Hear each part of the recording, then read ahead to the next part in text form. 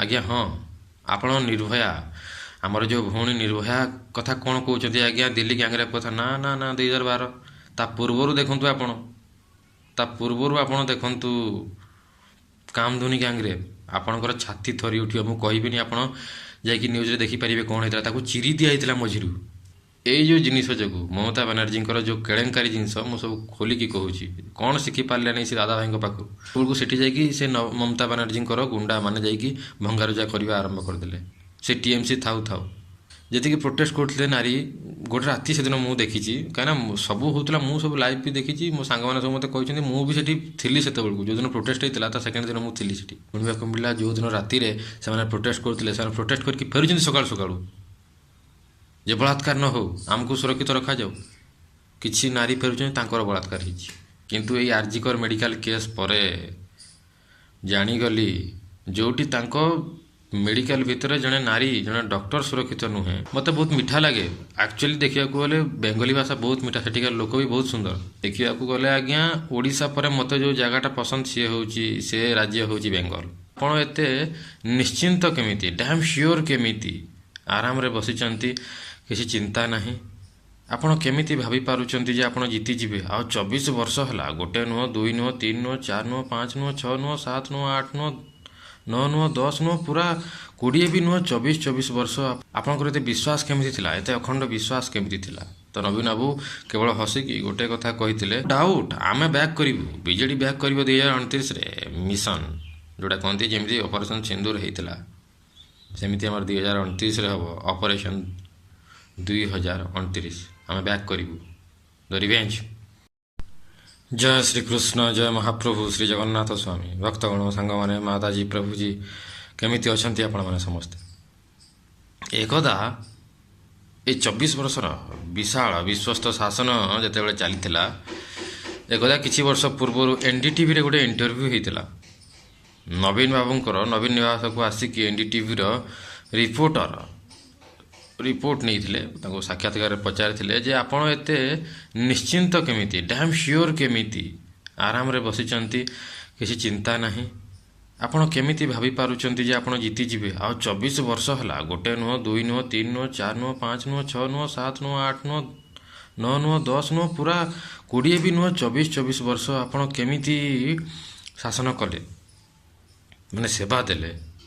ଆପଣଙ୍କର ଏତେ ବିଶ୍ୱାସ କେମିତି ଥିଲା? ଏତେ ଅଖଣ୍ଡ ବିଶ୍ୱାସ କେମିତି ଥିଲା? ତ ନବୀନ ବାବୁ କେବଳ ହସିକି ଗୋଟେ କଥା କହିଥିଲେ, ଆମର ଯେଉଁ ସ୍କିମ୍, ଯେଉଁ ସେବା ଦେବାର ଯେଉଁ ପ୍ରକ୍ରିୟା ପ୍ରଣାଳୀ, ଆମର କାମ କରିବାର ତରିକା, ଓଡ଼ିଶାର ଯେଉଁ 4.5 କୋଟି ଓଡ଼ିଆ ଅଛନ୍ତି ତାଙ୍କୁ ସୁହାଉଛି, ତାଙ୍କର ଭଲ ପାଇଁ, ତାଙ୍କର ଯେଉଁ ଯେଉଁ ଜିନିଷରେ ଅସୁବିଧା ହେଉଛି ସେ ଅସୁବିଧାକୁ ବୁଝିକି ଆମେ ସେଇ ହିସାବରେ ଯେତିକି ସବୁ ଯୋଜନା କରିଛୁ, ଯେତିକି ସବୁ ପ୍ଲାନିଂ କରିଛୁ, ଆଉ ଫ୍ୟୁଚରରେ ବି ତା'ର ଅଲଗା ସବୁ ପ୍ଲାନିଂ ଅଛି। ଯେହେତୁ ମୋର 4.5 କୋଟି ଓଡ଼ିଆବାସୀ ସନ୍ତୁଷ୍ଟ, ତେଣୁକରି ମୁଁ ଡ୍ୟାମ୍ ସିଓର ମୁଁ ହିଁ ଜିତିବି, ଆଉ କେହି ଆସିଲେ ବି ଜିତିପାରିବେନି। ସେଇ ସେତେବେଳକୁ ବିଜେପି ଟିକେ ଚଢ଼ି ଆସୁଥିଲା ବିଜେଡ଼ି ସହିତ। ଇଏ 5, 6 ବର୍ଷ, 7 ବର୍ଷ ତଳ କଥା ମୁଁ କହୁଛି। ଇଣ୍ଟରଭ୍ୟୁ ଅଛି, ଆପଣ ଦେଖିପାରିବେ। ତେଣୁକରି ନବୀନ ବାବୁ ହେଉଛନ୍ତି ଲୋକପ୍ରିୟ, ସଦା ଲୋକପ୍ରିୟ ବିଜୁ ବାବୁଙ୍କ ପରେ। କିନ୍ତୁ ଯେହେତୁ ବିଜୁ ବାବୁ ଅଛନ୍ତି, ବାପ ଆଉ ବେଟା ଏ ଦୁଇ ଜଣଙ୍କର ସବୁବେଳେ ମାନେ କମ୍ପାରିଜନ୍ ହୁଏ, ତୁଳନା ହୁଏ। ଆମ ଜାଗାରେ ବୋଲି ନୁହଁ, ବାହାର ଜାଗାରେ ଲୋକ କହନ୍ତି ଯେ ନବୀନ ବାବୁ କେମିତି ସରକାର ଚଳାଉଛନ୍ତି। ତ ଯେତେବେଳେ ଇଣ୍ଟରଭ୍ୟୁ ଶୁଣିକି, ମାନେ ଇଣ୍ଟରଭ୍ୟୁ ନେଇକି ସେମାନେ ଗଲେ, ବାହାରେ ଯାଇକି ହିନ୍ଦୀରେ କହୁଛନ୍ତି, ହିନ୍ଦୀର ଗୋଟେ ଇଣ୍ଟରଭ୍ୟୁ ଆପଣ ଦେଖିପାରିବେ।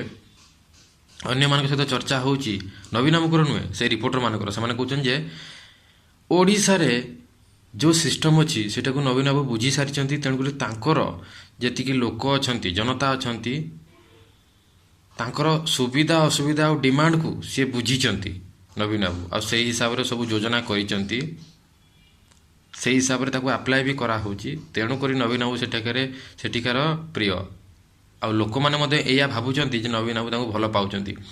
ସେ କ୍ଲିଅରଲି କହୁନଥିଲେ ଯେ ନବୀନ ବାବୁ ହେଉଛନ୍ତି ଓଡ଼ିଶା ପାଇଁ ବେଷ୍ଟ ବୋଲି, ସେ ତାଙ୍କ ହିସାବରେ କହୁଥିଲେ, ଯେତିକି ସେ ବୁଝିଛନ୍ତି। ଏ କଥା ବି କୁହାହେଉଥିଲା, ଏ କଥା ବି ଉଠିଥିଲା ଯେ ନବୀନ ବାବୁ ଯେହେତୁ ବିଜୁ ବାବୁଙ୍କର ସୁପୁତ୍ର, ତେଣୁକରି କମ୍ପାରିଜନ୍ ହୁଏ, ବିଜୁ ବାବୁ ବଡ଼ ନା ନବୀନ ବାବୁ ବଡ଼। ଦେଖନ୍ତୁ, ତାପରେ ସେମାନଙ୍କୁ କହିଲା ଯେ ବିଜୁ ବାବୁ ତାଙ୍କ ଏରିଆରେ ଆଜ୍ ଏ ପାଇଲଟ୍, ଆଜ୍ ଏ ଟଲ୍ ମ୍ୟାନ୍, ଭାରତର ମାନେ ଓଡ଼ିଶାର ବରପୁତ୍ର, କଳିଙ୍ଗର ବରପୁତ୍ର ରୁଷିଆ ବି ତାକୁ ସମ୍ମାନ ଦିଏ ତାଙ୍କୁ। ମାନେ ଯେତେବେଳେ ସିଏ ତାଙ୍କର ମୃତ୍ୟୁବରଣ ହେଲା, ତାଙ୍କର ପାର୍ଥିବ ଶରୀରକୁ 3ଟା ଦେଶ ଭାରତ, ଇଣ୍ଡୋନେସିଆ ଆଉ ରୁଷିଆ କପଡ଼ାରେ ତାଙ୍କୁ ସମ୍ମାନିତ କରାହେଇଥିଲା। ସବୁବେଳେ ସମ୍ମାନିତ କରାଯାଏ। ଆଉ ଇଣ୍ଡୋନେସିଆର ସେ ଭୂମିପୁତ୍ର ମଧ୍ୟ, କାହିଁକି ତାର ଲମ୍ବା ଭିଡ଼ିଓ ଆସୁଛି ନେକ୍ସଟ। କିନ୍ତୁ ସବୁବେଳେ କମ୍ପାରିଜନ୍ ହୁଏ ଯେ ବିଜୁ ବାବୁ ଆଉ ନବୀନ ବାବୁ। କାହିଁକି କମ୍ପାରିଜନ୍ ହୁଏ? କାହିଁକିନା ବିଜୁ ବାବୁ ଅଲରେଡ଼ି ତାଙ୍କ ପିତା ହେଇସାରିଛନ୍ତି, କିନ୍ତୁ ନବୀନ ବାବୁ ଦେଖନ୍ତୁ ଟିକେ ନାହିଁ ଟିକେ ତ ହାତ ରହିବା ଦରକାର, କନେକ୍ସନ୍ ରହିବା ଦରକାର। ତେଣୁକରି ସେଇ ହିସାବରେ ନବୀନ ବାବୁ ଆସିଥିଲେ। ଦିଲ୍ଲୀରେ ରହୁଥିଲେ, ଲେଖକ ଥିଲେ, ରାଇଟିଂ କରୁଥିଲେ, କିଛି ଟେନସନ୍ ନଥିଲା। କିନ୍ତୁ ବିଜୁ ବାବୁଙ୍କର ଯିବା ପରେ ନବୀନ ବାବୁ ଆସିଲେ। ନବୀନ ବାବୁ କେବଳ ଇଲେକ୍ସନ୍ ଲଢ଼ି ନାହାନ୍ତି, ତାପରେ ଲୋକଙ୍କ ଦୁଃଖ ସୁଖ ବୁଝିଛନ୍ତି, ଇଲେକ୍ସନ୍ର ଟର୍ମ ଆଣ୍ଡ କଣ୍ଡିସନ୍ ଜାଣିଛନ୍ତି। ସବୁ ଜିନିଷ ବୁଝି ସାରିଲା ପରେ, ଏ ଖେଳକୁ ବୁଝି ସାରିଲା ପରେ ସିଏ ମାର୍କେଟରେ ଆସିଲେ। ଆଉ ମାର୍କେଟରେ ଏମିତି ଜମିଗଲେ, ଆଉ ବରଫ ବି ଜମି ପାରିବନି, କୁଲଫି ଜମି ପାରିବନି। ଏ କଥା ବାହାର ଲୋକ କଥାବାର୍ତ୍ତା କରନ୍ତି, କିନ୍ତୁ ଦେଖିବାକୁ ଗଲେ ସତ କଥା। ଆଉ ସିଏ ଯେହେତୁ ସେମାନେ ଜଗନ୍ନାଥ ସଂସ୍କୃତିର ଲୋକ ନୁହନ୍ତି, ତେଣୁକରି ସେ ଜିନିଷ ବୁଝିପାରିବେ ନାହିଁ। କିନ୍ତୁ ଆମେ ତ ବୁଝିପାରୁଛେ ଯେ ବିଜୁ ବାବୁ କ'ଣ ଥିଲେ ଆଉ ନବୀନ ବାବୁ କ'ଣ ଥିଲେ ଆମ ପାଇଁ। ଏବେ କଥା ହେବା ଦିଦିଙ୍କ ବିଷୟରେ। ଦିଦି ଆସନ୍ତି ରାକ୍ଷୀ ବାନ୍ଧିବା ପାଇଁ, ଦେଖା କରିବା ପାଇଁ ନବୀନ ବାବୁଙ୍କ ସହିତ, କିନ୍ତୁ କରନ୍ତି କ'ଣ? ନବୀନ ବାବୁଙ୍କଠୁ କିଛି ଶିଖିପାରିଲେନି। ଭାଇ ଭାଇ ବୋଲି ଡାକୁଥିଲ, ଦାଦା ଭାଇ କେମନ ଅଛ ତୁମି? ଦେଖିବାକୁ ଗଲେ ଆଜ୍ଞା, ଓଡ଼ିଶା ପରେ ମୋତେ ଯେଉଁ ଜାଗାଟା ପସନ୍ଦ ସେ ରାଜ୍ୟ ହେଉଛି ବେଙ୍ଗଲ। କିନ୍ତୁ ଏଇ ଆର୍ଜିକର ମେଡ଼ିକାଲ କେସ୍ ପରେ ଜାଣିଗଲି, ଯେଉଁଠି ତାଙ୍କ ମେଡ଼ିକାଲ ଭିତରେ ଜଣେ ନାରୀ, ଜଣେ ଡକ୍ଟର ସୁରକ୍ଷିତ ନୁହେଁ, ସେଠି ଆଉ କ'ଣ ହେଇପାରିବ? ତାପରେ ମୁଁ ଜାଣିଗଲି, ମୋତେ ବହୁତ ମିଠା ଲାଗେ ଆକ୍ଚୁଆଲି ଦେଖିବାକୁ ଗଲେ। ବେଙ୍ଗଲୀ ଭାଷା ବହୁତ ମିଠା, ସେଠିକାର ଲୋକ ବି ବହୁତ ସୁନ୍ଦର। ଯେତେ ସୁନ୍ଦର ସେ କଥାବାର୍ତ୍ତା କରନ୍ତି। ମୋର ଯେତିକି କଜନ୍ ଅଛନ୍ତି, ଯେତିକି ସାଙ୍ଗ ଅଛନ୍ତି, ଯେତିକି ସମ୍ପର୍କୀୟ ଅଛନ୍ତି, ଦାଦା କହିଦେବେ ଓହୋ ଛାତି କୁଣ୍ଡେ ଉଠିଯିବ। କିନ୍ତୁ ଏଇ ଯେଉଁ ଜିନିଷ ଯୋଗୁଁ ମମତା ବାନାର୍ଜୀଙ୍କର ଯେଉଁ କେଳେଙ୍କାରୀ ଜିନିଷ, ମୁଁ ସବୁ ଖୋଲିକି କହୁଛି। କ'ଣ ଶିଖିପାରିଲେନି ସେ ଦାଦା ଭାଇଙ୍କ ପାଖରୁ, ମାନେ ଆମ ନବୀନ ବାବୁଙ୍କ ପାଖରୁ, ସେ କଥାଟି ମୁଁ ସବୁ କହିବି। ପ୍ରଥମତଃ ନାରୀ ସୁରକ୍ଷିତ ନୁହଁ। ନାରୀ ଛାଡ଼ନ୍ତୁ, ଆର୍ଜିକର ମେଡ଼ିକାଲ କେସ୍ ଭିତରେ, ମାନେ ଆର୍ଜିକର ମେଡ଼ିକାଲ କେସ୍ରେ ସେଠିକାର ଡକ୍ଟର ସୁରକ୍ଷିତ ନୁହେଁ। ଆଉ ଯାହାକୁ ବି ଧରା ହେଲା ତାକୁ କ'ଣ ଦିଆଗଲା? ଫାଶୀ ବି ନାହିଁ, ଖାଲି ଆଜୀବନ କାରାଦଣ୍ଡ। କାହିଁକିନା ରେୟାରେଷ୍ଟ ଅଫ୍ ରେୟାର କେସ୍ ନୁହେଁ ବୋଲି। ଛାଡ଼ନ୍ତୁ, ସେଠି ଯାଇକି ଯେତିକି ପ୍ରୋଟେଷ୍ଟ କରୁଥିଲେ, ରାତିରେ ପ୍ରୋଟେଷ୍ଟ କରୁଛନ୍ତି, ସେତେବେଳକୁ ସେଠି ଯାଇକି ସେ ମମତା ବାନାର୍ଜୀଙ୍କର ଗୁଣ୍ଡାମାନେ ଯାଇକି ଭଙ୍ଗାରୁଜା କରିବା ଆରମ୍ଭ କରିଦେଲେ। ସେ ଟିଏମ୍ସି ଥାଉ ମାନେ କି ଅରାଜକତା, ଜଙ୍ଗଲ ରାଜା କୁହାଯାଏ।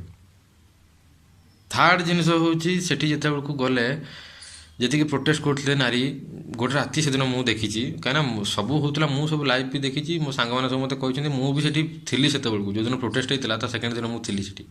ମୁଁ ବି ଯାଇକି ଦେଖେ କ'ଣ ହେଉଛି ଏଠି। ସବୁ ଡକ୍ଟର ସୁରକ୍ଷିତ ନାହାନ୍ତି ଏଠି, ଦେଖିବାକୁ ମିଳିଲା, ଶୁଣିବାକୁ ମିଳିଲା। ଯେଉଁଦିନ ରାତିରେ ସେମାନେ ପ୍ରୋଟେଷ୍ଟ କରୁଥିଲେ, ସେମାନେ ପ୍ରୋଟେଷ୍ଟ କରିକି ଫେରୁଛନ୍ତି ସକାଳୁ ଯେ ବଳାତ୍କାର ନ ହେଉ, ଆମକୁ ସୁରକ୍ଷିତ ରଖାଯାଉ। କିଛି ନାରୀ ଫେରୁଛନ୍ତି, ତାଙ୍କର ବଳାତ୍କାର ହେଇଛି।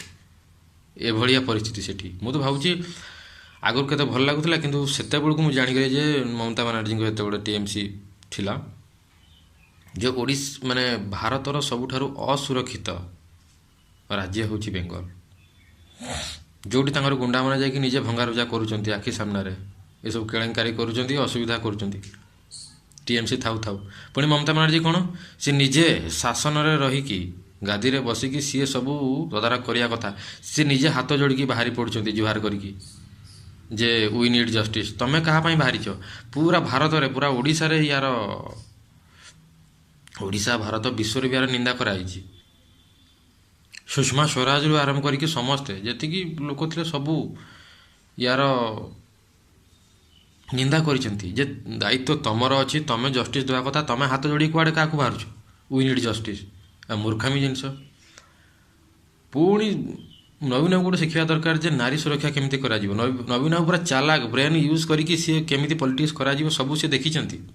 ବିଜେଡ଼ି ବୁଝିଛି ଜିନିଷଟାକୁ। ଓଡ଼ିଶାର ଡିମାଣ୍ଡ କ'ଣ, ଲୋକଙ୍କ ଡିମାଣ୍ଡ କ'ଣ? ଜଗନ୍ନାଥ ସଂସ୍କୃତିରେ ରହିକି ଆମର ମେନ୍ ଜିନିଷ କ'ଣ? ଆମର ମେନ୍ ଜିନିଷ ହେଉଛି ଘର ବାଡ଼ି, ଏଗୁଡ଼ା ସବୁ ଉଠେଇବା ବୋଲି ନୁହେଁ ଯେ ଗଛ କାଟିକି ପଦା କରିବା, ଯେମିତି ବର୍ତ୍ତମାନ ବିଜେପି କରିବା ଆରମ୍ଭ କରିଦେଇଛି ଏଠି। ନା। ଜଙ୍ଗଲ ରହୁ, ଜଙ୍ଗଲ ସମ୍ପଦ, ବକ୍ସାଇଟ୍, ମାଙ୍ଗାନିଜ୍ ଆମର ସମ୍ପଦ। ତା ସହିତ ଗରିବମାନଙ୍କର କେମିତି ଉନ୍ନତି ହେବ, ତାଙ୍କୁ ଯେମିତି ସପୋର୍ଟ ମିଳିବ। ଯେମିତିକି ଆଗରୁ କହୁଛନ୍ତି ଆଗରୁ 15 ତାରିଖ ହେଉନଥିଲା ସମସ୍ତଙ୍କୁ ବାର୍ଦ୍ଧକ୍ୟ ଭତ୍ତା ମିଳିଯାଉଥିଲା, ଏବେ 1 ତାରିଖ ହେଲାଣି। ମିଳୁନାହିଁ। ଏଇଟା ହେଉଛି ପ୍ରୋବ୍ଲେମ୍, ଯେଉଁଟା ଫାଷ୍ଟ ଡିମାଣ୍ଡ, ମୌଳିକ ଅସୁବିଧା ଦରକାରୀ ଖାଦ୍ୟ, ବସ୍ତ୍ର, ବାସଗୃହ, ତାକୁ ତ ଠିକ୍ କର, ଯେଉଁଟା କରିପାରୁନି ବର୍ତ୍ତମାନ ମାନେ ଯିଏ ଶାସନରେ ଆସିଛି ଆମ ଓଡ଼ିଶାରେ। ଆଉ ସେଠି ଆମର ଯେଉଁ କେଉଁଝରର କିଏ ବର୍ତ୍ତମାନ ଟିଏମ୍ସି ଯେତେବେଳକୁ ବେଙ୍ଗଲରେ କେଉଁଝରର ମାନେ ଆମ ଓଡ଼ିଶାର ଲୋକ ବି ଯାଇଥିଲେ, ସେ କେଉଁଝରର ବୋଧେ, ସିଏ ବି ଡକ୍ଟର ଥିଲା, ତାଙ୍କ ସହିତ ବି ଅସଦାଚରଣ ହେଇଛି ସେ ବେଙ୍ଗଲରେ। ନାରୀ ଏଠି ସୁରକ୍ଷିତ ନୁହନ୍ତି ପ୍ରଥମ ବେଙ୍ଗଲରେ, ସେ ଫାଷ୍ଟ ପଏଣ୍ଟ ଗଲା। ନବୀନ ବାବୁ କୋଉଠୁ ଶିଖିପାରିଲେ ନାହିଁ। ସେକେଣ୍ଡ, ସେଠି ମାନେ ଜଷ୍ଟିସ୍ ପାଇବୁ ବୋଲି ଭରସା ନାହିଁ। ଆଜ୍ଞା ହଁ, ଆପଣ ନିର୍ଭୟା, ଆମର ଯେଉଁ ଭଉଣୀ ନିର୍ଭୟା କଥା କ'ଣ କହୁଛନ୍ତି ଆଜ୍ଞା, ଦିଲ୍ଲୀ ଗ୍ୟାଙ୍ଗରେପ୍ କଥା, ନା ନା ନା 2012, ତା ପୂର୍ବରୁ ଦେଖନ୍ତୁ ଆପଣ, ତା ପୂର୍ବରୁ ଆପଣ ଦେଖନ୍ତୁ କାମଧୁନି ଗ୍ୟାଙ୍ଗରେପ୍, ଆପଣଙ୍କର ଛାତି ଥରି ଉଠିବ। ମୁଁ କହିବିନି, ଆପଣ ଯାଇକି ନ୍ୟୁଜ୍ରେ ଦେଖିପାରିବେ କ'ଣ ହେଇଥିଲା। ତାକୁ ଚିରି ଦିଆଯାଇଥିଲା ମଝିରୁ, ତାଙ୍କୁ କ'ଣ କୁହାଗଲା ଆଜ୍ଞା, ସମସ୍ତେ ବରି ହେଇଗଲେ, କାହାକୁ ବି ଜେଲ୍ ହେଲାନି, ଜଷ୍ଟିସ୍ ମିଳିଲାନି, ଜଷ୍ଟିସ୍ ମିଳିଲାନି। ସେ କାମଧୁନି ଗ୍ୟାଙ୍ଗରେପ୍ରେ ଯେଉଁ ପୋଲିସ ବାଲା ଥିଲେ, ଯିଏ ତଦାରଖ କରୁଥିଲେ, ଆର୍ଜିକର ମେଡ଼ିକାଲରେ ବି ସେଇ ତଦାରଖ କରୁଥିଲେ। ସେତେବେଳକୁ ମମତା ବାନାର୍ଜୀ ଥିଲେ, ଏବେ ବି ମମତା ବାନାର୍ଜୀ ଅଛନ୍ତି, ଲାଭ କିଛି ହେଉନି। ତେଣୁକରି ଟିଏମ୍ସି ଗଲା, ଭଲ ହେଲା, ଯିବାର ବି ଥିଲା, କିନ୍ତୁ ଓଡ଼ିଶାରେ ସତ୍ୟମେବ ଜୟତେ, ବନ୍ଦେ ଉତ୍କଳ ଜଣେ ରହିବ।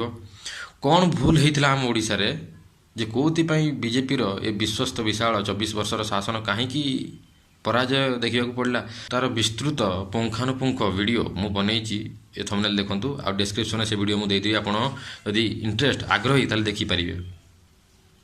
ତାପରେ ହେଉଛି ମମତା ବାନାର୍ଜୀଙ୍କ କଥା ହେଉଛି ଗୋଟେ ହିନ୍ଦୁ ରାଷ୍ଟ୍ରରେ ଯେଉଁଠି ବ୍ୟାନ୍ କରାହେଇଛି ଯେ ଗୋମାତାଙ୍କୁ ଆପଣ ମାରିପାରିବେନି, ଗୋମାଂସ ଖାଇପାରିବେନି, ଗୋମାଂସ ଏଠି ବ୍ୟାନ୍, ସେଠି ସେ ନିଜ ଆଡ଼ୁ କହୁଛନ୍ତି, ଅନ୍ ରେକର୍ଡ଼ ଅଛି, ବିଧାନସଭାରେ ଅଛି, ଲୋକସଭାରେ ଅଛି, ଅନ୍ ରେକର୍ଡ଼ ଅଛି, ଯେ ଯେହେତୁ ମୁଁ ଖ୍ରୀଷ୍ଟିଆନ, ସେ କହୁଛନ୍ତି ନିଜେ ମମତା ବାନାର୍ଜୀ, ଯେହେତୁ ମୁଁ ଖ୍ରୀଷ୍ଟିଆନ, ବାନାର୍ଜୀ ନା ନିଜେ ଲଗେଇ ଦେଇଛନ୍ତି, କିନ୍ତୁ ସେ ଖ୍ରୀଷ୍ଟିଆନ, ସେ